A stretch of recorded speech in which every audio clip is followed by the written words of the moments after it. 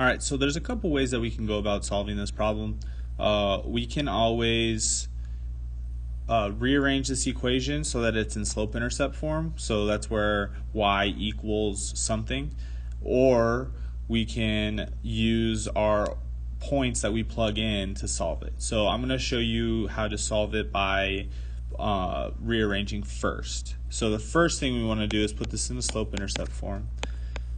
So we're going to subtract 5x from both sides. And remember, negative 5 and then negative 5x are not like terms, so I'm just going to put them next to each other. So I got y equals negative 5x minus 5. Well, first off, we know that our y-intercept is going to equal negative 5 because that's what we have right here. All right.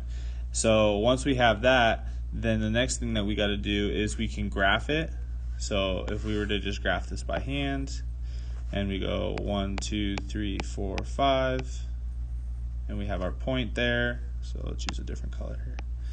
So we have our point there, and then we have a slope of negative 5, so we go up 1, 2, 3, 4, 5 over 1, and that's where our other point will be. So my x-intercept would be negative 1, and my y-intercept would be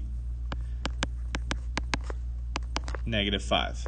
So that's one way to solve this one. So if we were to try again and do it another way, we can take 5x plus y equals negative 5, and we can say, okay, for x-intercepts, I know that y is going to equal 0, and for y-intercepts, I know that x is going to equal 0.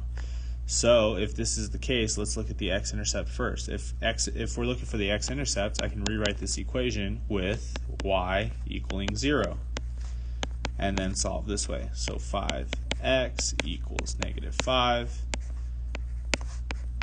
and x equals negative 1, and then we use the same rule for the next one.